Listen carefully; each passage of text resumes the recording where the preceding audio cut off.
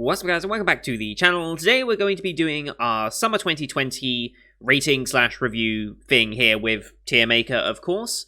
Those of you who've been with the channel long enough know that at the end of every season, I like to do, well, in the preparation for the next season, I do a preview video, which we've already done, and then we have the review season, or review of the season, that we're doing here. So I have my Tier Maker listed up. I just realized that these are the wrong way round, so let's fix those real quickly. Thank you, Tier Maker.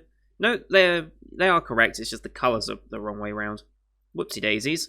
There we go. That looks a little better.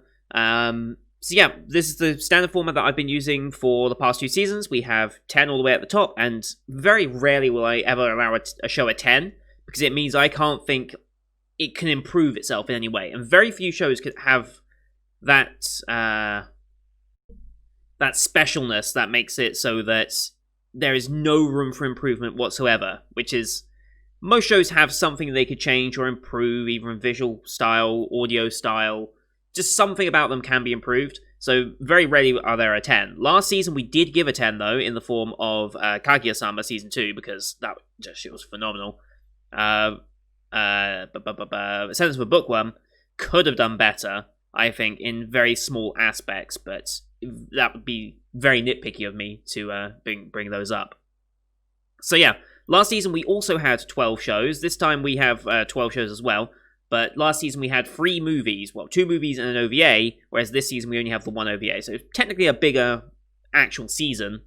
And yeah, I suppose I shouldn't ramble too much. Let's get into this, shall we? So, rough alphabetical order, just based on the file names that I called these series in my filing system. So, Diary of Our Days of the Breakwater. Dogakobo Show, very, very fun, very, very cute. Ona Senpai Best Girl, don't at me. She will be appearing on my canvas print when that eventually arrives. I'll do a little update when that arrives. 8.5 easily, yes. Do I put it higher?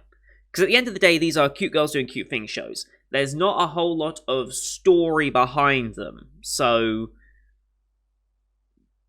it's very much there just as a chill, relaxing, learn a new hobby style thing, especially with Dogakobo versions. Like, this is an introduction to fishing and the techniques used and the equipment and things like that, and just learning some of the terminology as well. I'm sure this did lead to an increase in the fishing permits that were sold over the course of the month. I'm sure it definitely helped. This would have been a spring show, but COVID delayed it, and now it's a summer show, since almost all of it aired in the summer. Question is, can I put it up to a 9, though? I'm going to leave it at 8.5 for now, and just see where I slot other things. Decadence. Oh, Decadence, I wanted to like you so much more than I did. It's an interesting concept. The ending was very rushed. The ending was very rushed, and felt like it was just a time skip, and suddenly everything was fine again. Which is, okay, fair enough, you're going to do that, but there's so much content there just left wasting that I hope that... I believe it's getting a manga as well, or it's getting another publication besides just this, I believe.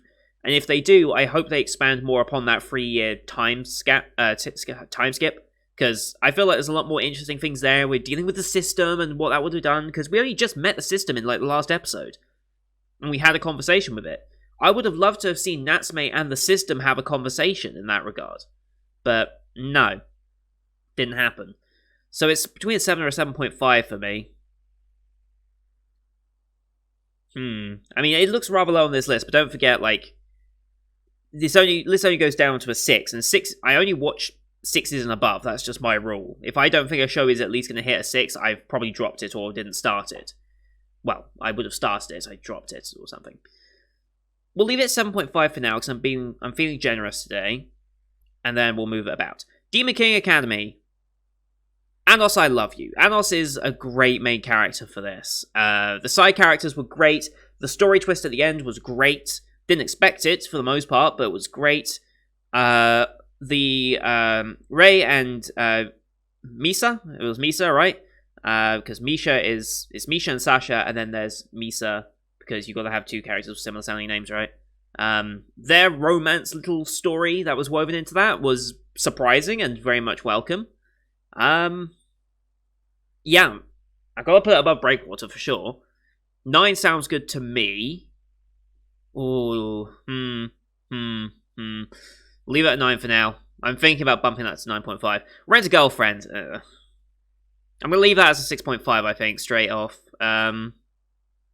It had potential. Like, it had real potential. That first half of the season was fantastic. If I had just rated it on the first half of the season, 8.5, potentially even pushing into 9 territory.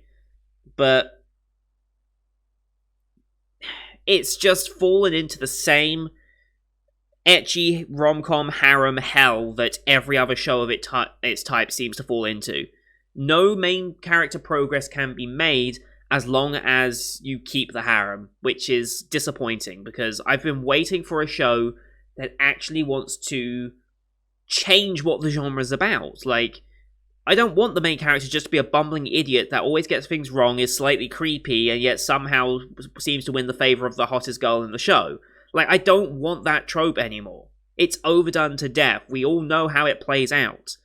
And in anime form, there is never a conclusion. Maybe in the manga or a light novel, it does come to an end and you can pick... He actually picks a girl, like Snafu this season, where he made a choice, for once. This show, it's getting a season 2. I'm happy to see a season 2 because it means we can get more Sumi content, because Sumi was criminally underused in that show. Like, criminally. She got half an episode. That was it. Meanwhile, we had a fucking bumbling Kazuya and Chizuru episode of them at Christmas where he was stalking them for like 15 minutes. Jesus Christ. What a waste of an episode that was. They could have done without that entire episode. It could have been like a 5-minute little thing at the beginning of the episode to say, hey, look, he saw them at Christmas. And then you could expand upon Ruka's relationship a little more, which again was underdeveloped. Or you could have explored Sumi a bit more and given her a full episode like she damn well deserves. Oh, God, this show annoyed me. The ending, like the last 5 episodes of this show really, really annoyed me. Because there was potential there, and they just didn't use it. And that frustrates me. God of High School. God of High School. Interesting show. Interesting visuals. Fighting was good. I feel like the fighting towards the end became a little worse than what it did at the beginning. Just a little. But that's because they started adding all these powers and things where it's like, okay, if you start using like flashy lights and cool effects, it's like you can skip out on the actual martial art detail that would go into each attack, which is what we saw in the first couple of episodes where we actually saw proper martial art fighting. We still got that in the ending, right? But nowhere near as extreme. I think I'll leave it as an 8 for now. Yeah, I think I'll leave it as an 8 for now. We'll see how I change. Okay, Hakubo. Hakubo the movie. It suffers the same problem as every other movie does. Not enough runtime. Like, every time we get like a 1-hour movie or whatever, it's never enough to really develop a meaningful character interaction, especially when you're dealing with romance movies. Romance movies need an hour and a half of runtime. Minimum. Otherwise, you're just not going to get the information out. Like, last season, the ReZero OVA worked because it was just a small side story relating to Puck and Amelia. That was fine. They weren't trying to do anything grandiose with it. Well, they did, but, like, not. They weren't trying to completely change characters' relationships with each other. They kind of already established it, and they just developed more on it. This one, though... Yeah, it just didn't have the runtime. It was still good. It looked pretty. It really did. But the romance aspect was kind of weak. So I think I'll leave it as a 7 for now, and we'll see where I go from there. Okay, Lapis Relights. Holy cow, I did not expect to like this as much as I did. 8.5 for now, for sure. Fantastic idol show. The game is hopefully coming out very, very soon. I'm hoping before the end of the year. Their Twitter accounts for the game have become a lot more active. They actually have a Twitter account for the game that they're posting stuff on regularly.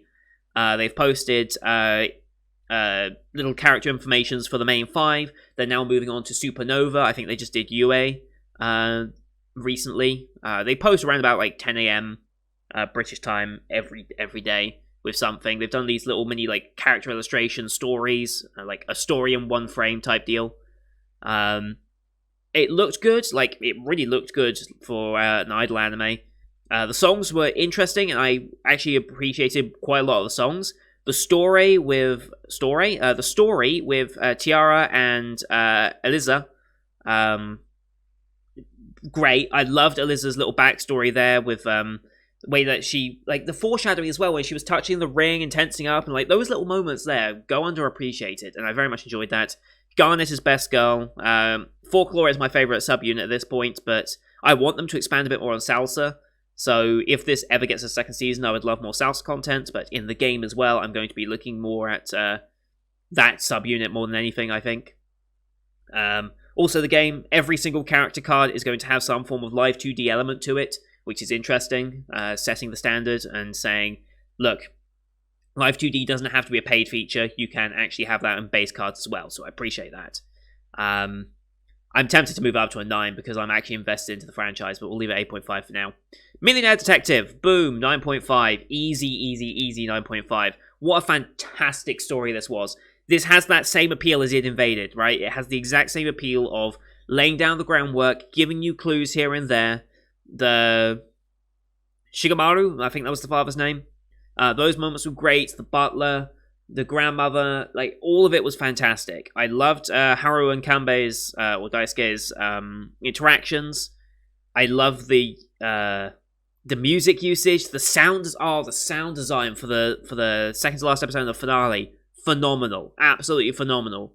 The only thing I would say went wrong with it. Can I nitpick on this? Can I nitpick on this to say it's not a 10? That's the question now. Can I actually say it's not worthy of a 10? I mean, it even had fantastic CG elements when they used the smoke on the ship. And Haru's gunshine moments were explained so well, and then even when he did finally able to... We're doing it. We're going to put that as a 10. Tentatively for now. Tentatively. I might change my mind in a minute. Monster Girl Doctor. Fun show. Decent character developments. 7.5, I think, is all I can really say. I enjoyed every single character. Yeah, it was more involved and more enjoyable than I thought it would be. I thought it would digress into the harem hell that Kanojo, girlfriend, did as well, but no, it kind of didn't. The guy is more competent, he knows what he's doing, he's aware of what's happening around him, but he chooses not to act on it. There were some damn funny moments. The sexual innuendos actually toned down as the season went on. Like, it started off very apparent with the mermaid girls and stuff, and it toned down eventually. We also had the BDSM horses, which is not a sentence I thought I would say in my life. Yeah, I liked every single girl. Well, maybe... I feel like the only thing I would nitpick on this that's stopping it from being an 8 is the Arania development moment. Pacing was a bit out of sync in my mind. But other than that, fun little show. 7.5 I think is worthy. Mr. Love's Queen's Choice. Oh boy, what a show this was. I mean... I could never have expected that show when I first started. Like, that was never on my radar as being a potential show of the season, and one of the best shows that has happened on the channel in terms of like viewer engagement and things. People like Atwanite coming in with so much good information on the show. Yeah, absolutely fantastic. My only complaint is the pacing. I think a lot of the pacing was a little iffy just because it was a 12-episode show. Like, Kiro being undeveloped, a lot of the ending being very, very rushed, and a lot of it being unexplained in the anime. I'm sure for those who played the game, they understand kind of what's going on, but for an anime-only watcher, a lot of it became very, very fast, and like, okay, I guess things are happening now. Like, where the hell did Helios come from? Who is Helios? Like, what is going on with him? What happened to Haka-senpai, and why did he go with these people to go into a test tube to become what he is now? Like, a lot of those things are a bit unanswered in the anime-only adaptation, so I can't give it a 10 for that reason, but in sheer surprise and quality, I have to give it a 9.5, because I just could never have expected something like this. And it nailed it, for the most part. It really did. It's just the ending that kind of let it down a little bit, in my opinion. It was still a good ending, don't get me wrong. It just felt rushed in that regard. This would have done better if it had a second season, to expand upon it more, or was a 24-episoder. And once again, I will always push it. Highly story-based shows need 24 episodes to really sell it. And I think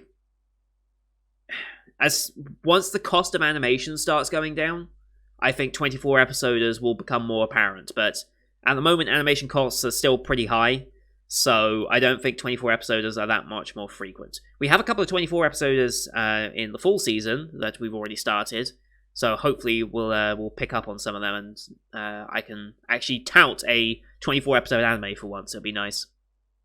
Speaking of 24 episoders, ReZero Season 2. I mean, yeah, another 9.5, surely, right? I mean, yeah, it captured the same ReZero that it did in the first season. It captured it. Ekadon's a fantastic addition. Seeing all the other witches, fantastic addition. Yeah, the only reason I can't give it a 10 is because I can tell that this was not a planned ending for the first half of the season. They wanted it to be a continuous season, but they just couldn't because of COVID.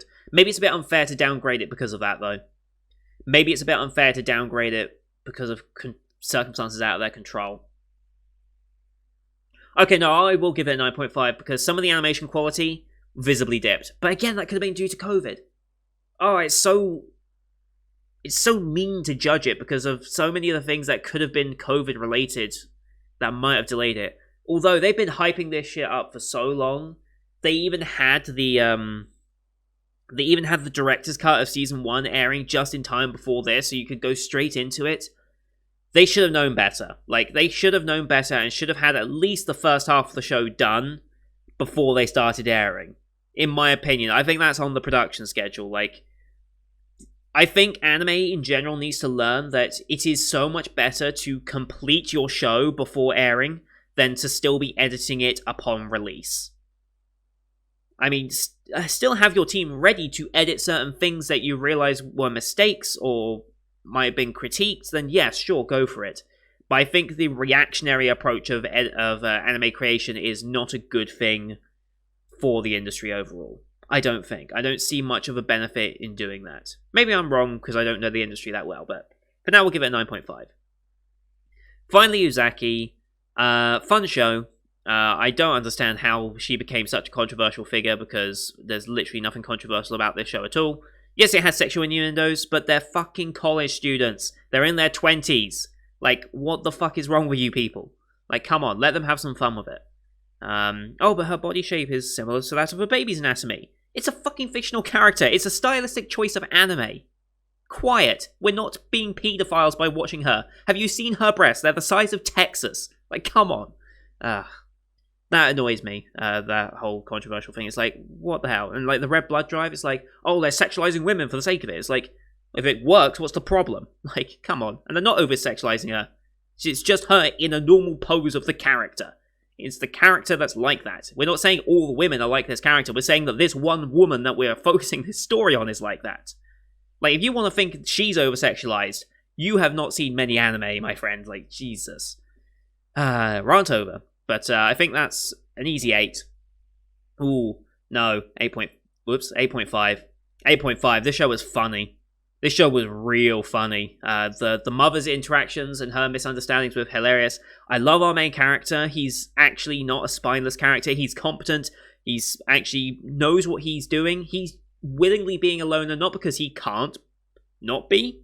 It's because he enjoys being on his own, and to that I can resonate. I enjoy being alone and being left to do my own thing, enjoy the things I enjoy without having to be put under pressure by other people and things like that. I appreciate that. I understand where he's coming from in a lot of things. Like, obviously I'm not going to be complete loner. I will do interactions. That's what this is, right? This is me interacting with you guys. This is me building a little community for myself and enjoying something that I know I enjoy alone, but I want to share that with other people and see how other people see it, and see things in different lights, and things like that.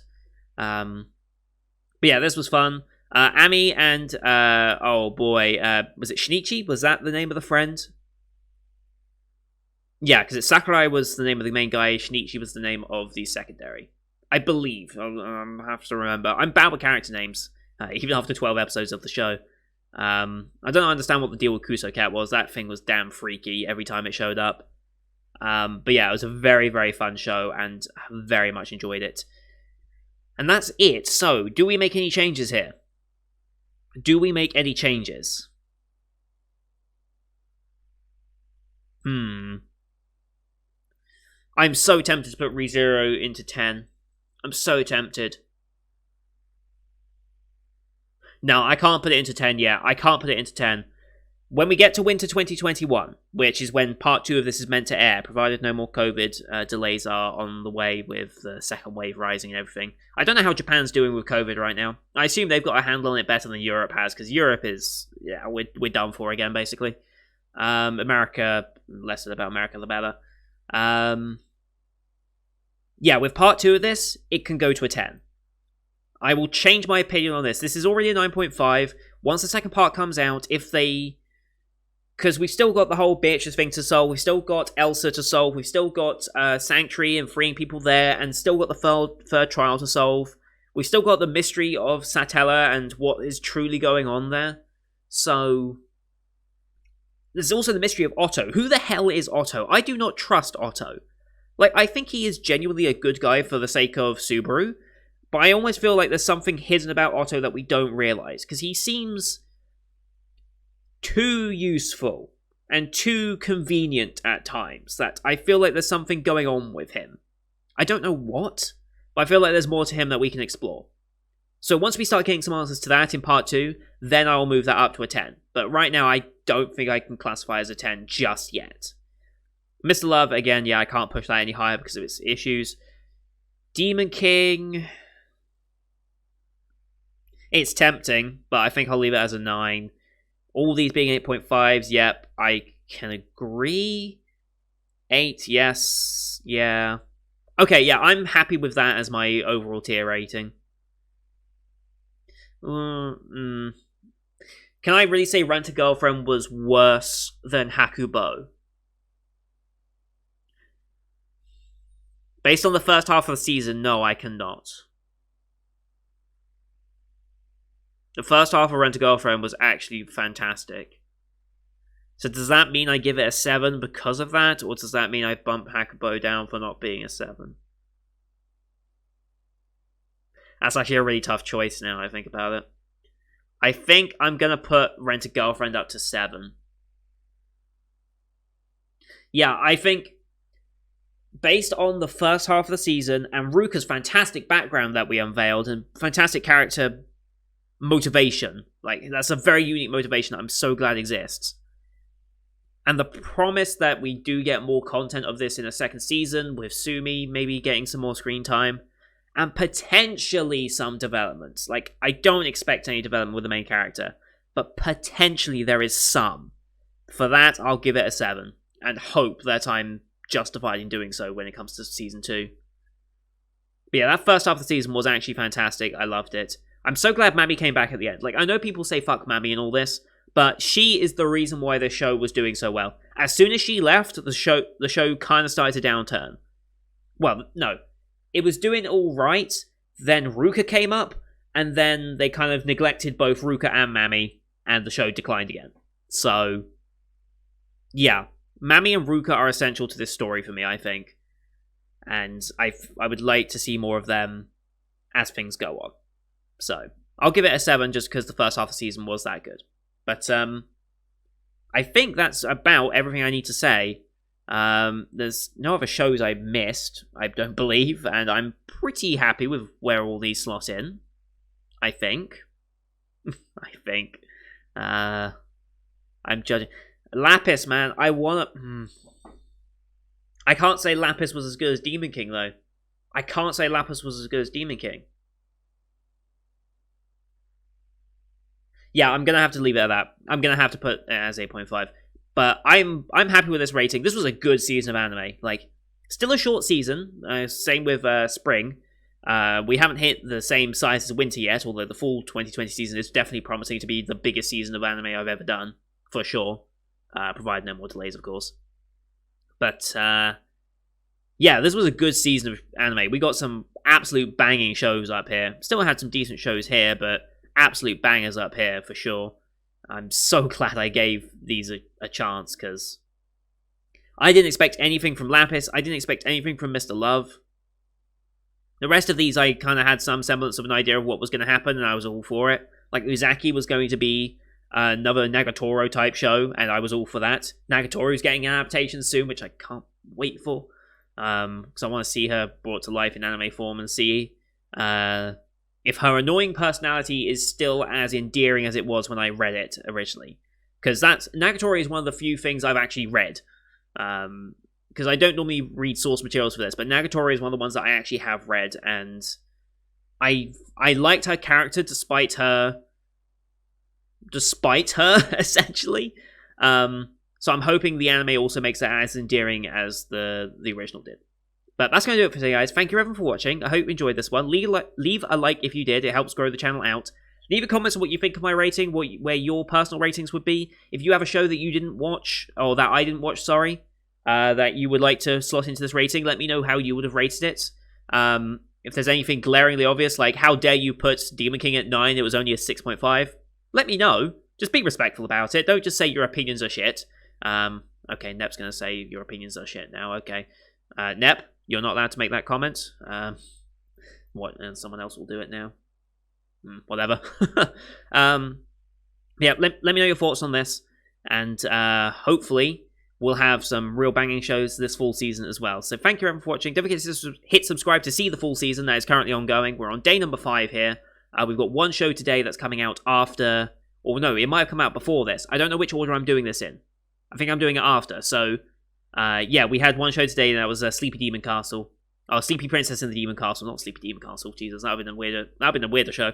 And, yeah, hope you guys enjoy this season. Thank you everyone for watching, and until next time, see you guys later.